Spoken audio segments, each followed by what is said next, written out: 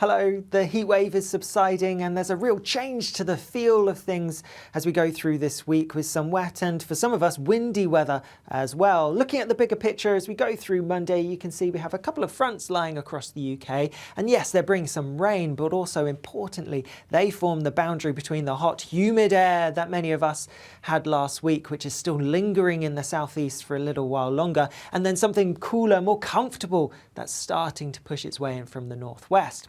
But if we run through this week, and you can see the cooler air tries to make its way across the bulk of the UK, and yes, temperatures will be markedly lower than last week, but there is still going to be some warmth around, particularly towards more southern parts. Notice as well there'll be a low pressure coming through during the middle part of the week and various fronts crossing the UK as well. As a result, we can expect some pretty unsettled and wet weather at times too.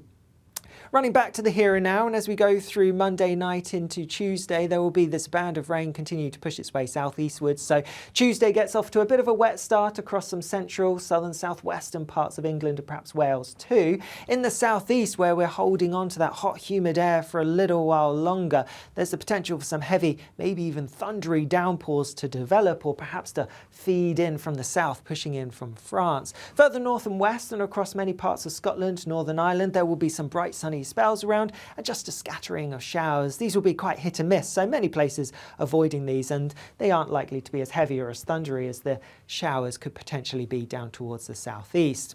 Temperatures will be lower than they have been recently, still quite humid towards the southeast, but temperatures only just about peaking in the mid-20s for most here. Elsewhere towards the north and west, with that cooler air that's fed its way in, temperatures will be a little bit lower than they have been recently.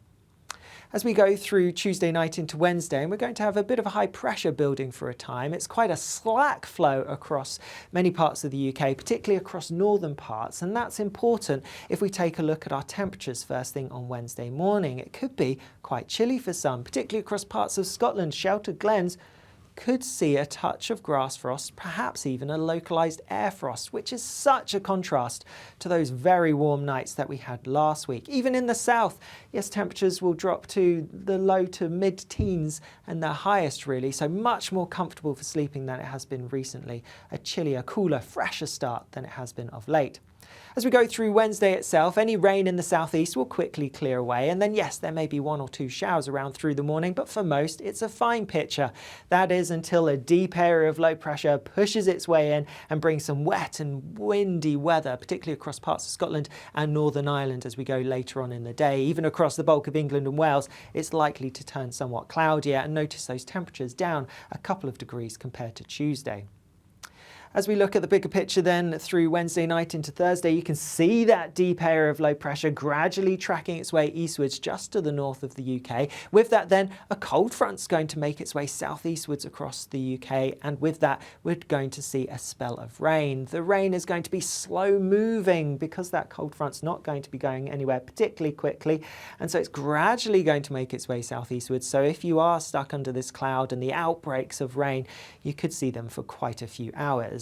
But because it's slow moving, it's also unlikely to really make too much progress towards the southeast. So some southeastern parts could actually stay largely dry and often sunny, and temperatures perhaps picking up a little bit compared to Wednesday, so getting to highs around 23 or 24 Celsius here. Elsewhere and further north, we're heavily under the influence of that deep air of low pressure. So a blustery, windy day across particularly northern parts of Scotland, risk of some coastal gales, and there'll be some blustery showers around, and some of these could be heavy. You couldn't even rule out the odd rumble of thunder too.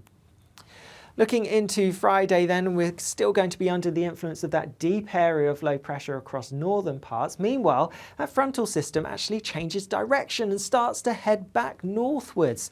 And so similar areas which are under the cloud and rain on Thursday could be stuck under it for a few hours on Friday as well. Under the cloud and rain, it's going to be a little bit disappointingly cool for some of us, and that rain could reinvigorate for a time as it heads into northern parts of England too. So perhaps some heavier rain for a time here. Meanwhile, in the southeast, that rain may not actually make it here, and so it will stay dry, and there'll be some sunshine as we go into the afternoon. Meanwhile, across parts of Scotland, Northern Ireland, like I said, under the influence still of that deep area of low pressure, so still blustery. There'll still be some showers around and quite a bit of cloud too.